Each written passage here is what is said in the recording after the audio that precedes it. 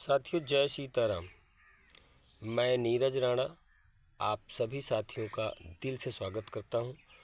मेरे YouTube channel NP सिंगराना में आप सभी भाइयों का, सभी साथियों का हार्दिक अभिनंदन और दिल से स्वागत।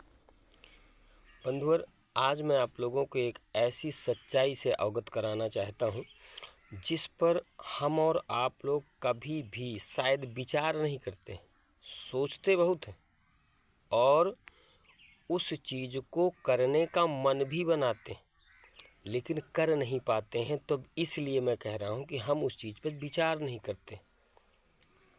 मित्र, अभी कुछ दिनों पहले भारत और पाकिस्तान का मैच हुआ, क्रिकेट मैच। उसमें हमारे देश की टीम ने, यानी भारतीय टीम ने पाकिस्तान के टीम को हराया है।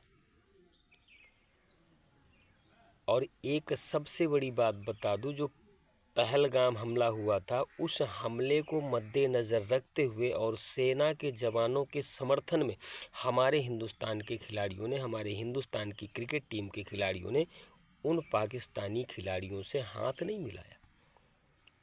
मिलाया। लेकिन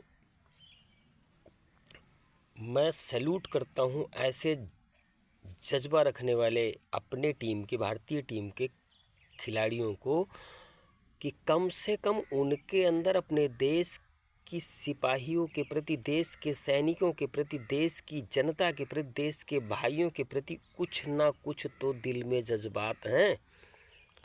और वहीं पर एक न्यायाधीश है, बात को गहराई से समझिएगा, एक हमारे ही देश के बहुत बढ़िया न्यायाधीश हैं। हालांकि नाम मैं भी जानता हूँ, नाम आप भी जानते हैं, नाम मैं भी ले सकता हूँ, नाम आप भी ले सकते हैं, लेकिन मैं नाम नहीं लूँगा। भाई, ऐसे महानुभाव का नाम लेना और मेरी जुबान से उनका नाम निकले, मुझे अच्छा नहीं लगता है। क्योंकि इतने बड़े आदमी, इतने विद्वान, इतने ज्ञानी व्यक्ति का नाम मैं, छोटी सी बुद्धि रखने वाला तुच्छ व्यक्ति हैं, ऐसे महान हस्ती का मैं नाम ले लूं जो अपने ही हिंदू धर्म के, अपने ही देवी देवताओं की अवहेलना करता है। मित्रवर, उनके शब्द हैं कि अपने ही भगवान से कह दो जाकर के भगवान से कि वो अपनी मूर्ति अपने आप ठीक करवा ले। बताइए, ये पढ़े लिखे व्यक्तियों के वक्तव्य हैं। इतना पढ़ा लिखा व्यक्ति और इतने अभद्र शब्द बोलता है, वो भी अपने ही देवी देवताओं को।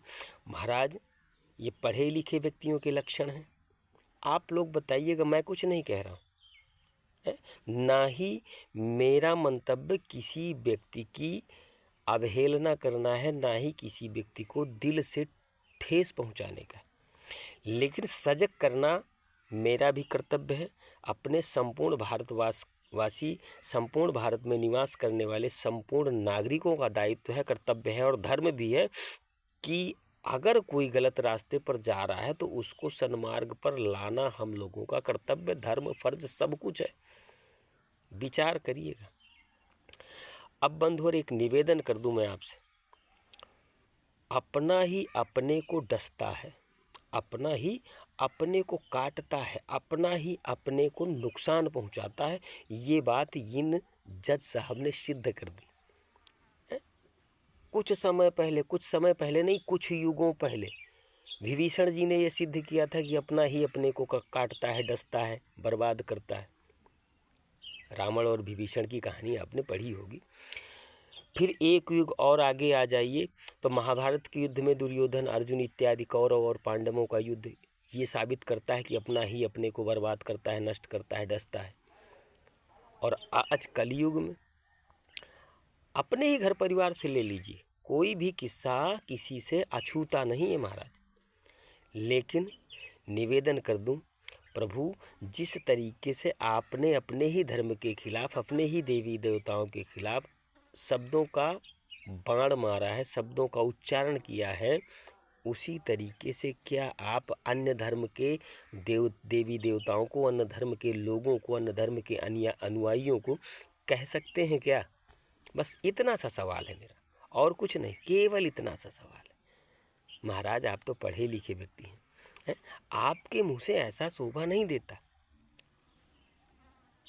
एक बहुत अच्छे विद्वान है, उन्होंने कहा है कि जितने भी आज बड़ी बड़ी अदालतों में, बड़े बड़े कोर्टों में जज हैं, उनके जो दादा परदादा हुआ करते थे, अंग्रेज़ों के टाइम पे वो बैरिस्टर हुआ करते थे।